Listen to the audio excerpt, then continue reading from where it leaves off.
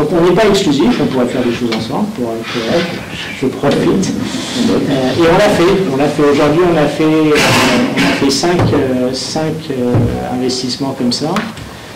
3, on les a fait tout seul, et 2, on les a fait avec d'autres.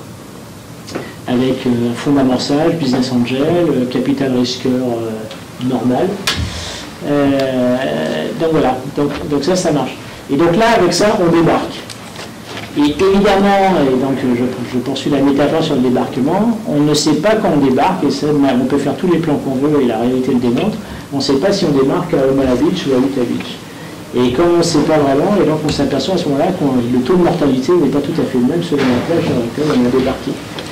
On peut faire l'hypothèse que les plans ont été faits avec le même soin, quelle que soit la plage, mais on constate qu'il y a des différences, la réalité montre qu'il y a des différences et qu'il y a des choses qu'on n'avait pas vues avant, etc. Et ça, pour moi, ce fait-là, c'est ce qui justifie notre action. Parce que dans certains point de vue, on dit, on prend ce risque.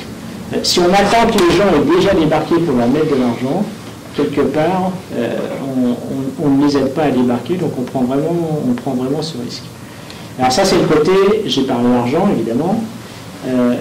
L'autre conviction, puisque je l'ai fait beaucoup aussi dans les transferts, c'est, je crois qu'il y a, et là vous le savez aussi, il n'y a pas de financement sans accompagnement, mais inversement, je pense que l'accompagnement sans financement est un sujet difficile.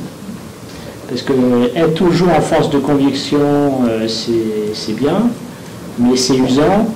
Et puis au bout de 2 ans, si vous n'avez pas convaincu quelqu'un, à mon avis, vous avez peu de chances de pouvoir le convaincre, de le convaincre. Donc là, il y a un vrai sujet.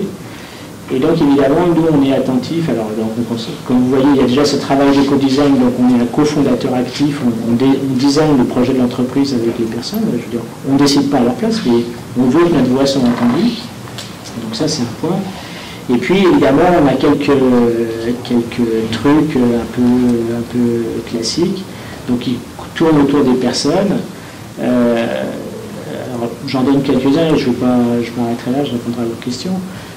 Il y a une chose qu'on aime beaucoup, alors pas au démarrage, mais c'est le concept. On est attentif à la gouvernance en général et à l'établissement de processus à l'intérieur de l'entreprise.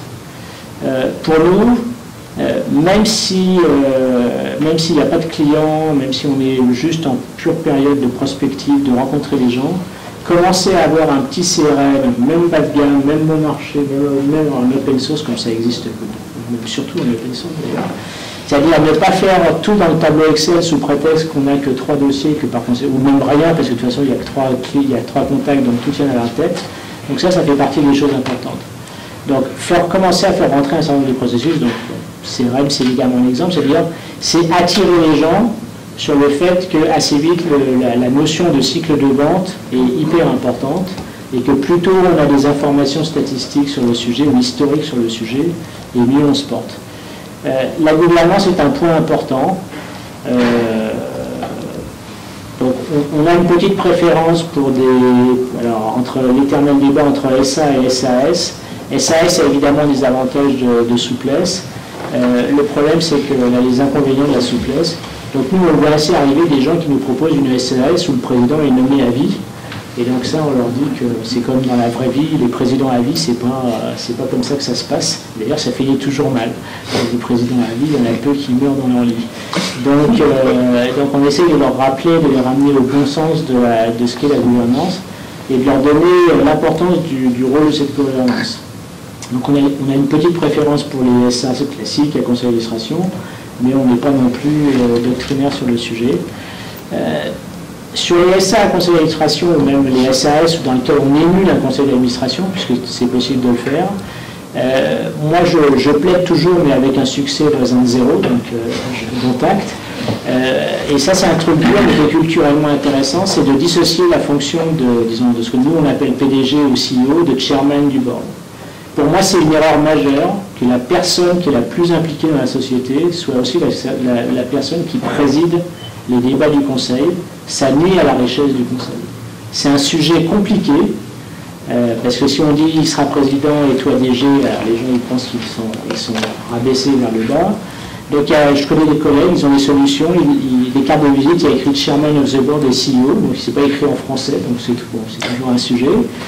Ou bien il y a un PDG, il y a un type qu'on a désigné qui s'appelle Chairman of the Board, ça ne veut rien dire, mais donc voilà, c'est pas légal. Mais moi je suis convaincu que c'est hyper important pour l'avoir vécu, disons, dans les diverses situations, et c'est un sujet sur lequel on a du mal à faire bouger les choses. Ça rejoint le fait que le conseil, c'est pas les trois copains de l'entrepreneur plus mal nécessaire l'investisseur, mais c'est vraiment un endroit où on travaille. Et pour essayer de contrebalancer, disons, ce côté conseil d'administration qui joue un rôle dans la stratégie, on est assez fanat du concept d'advisory board, qui est ce coup-ci un conseil qui est vraiment fait pour le dirigeant ou les dirigeants, c'est-à-dire un endroit où on est avec des gens où on est vraiment, c'est vraiment un conseil pour les dirigeants. Normalement, le conseil d'administration, c'est un conseil pour la société. Et ce qui n'est pas tout à fait normalement la même chose, qui sera de moins en moins la même chose lorsque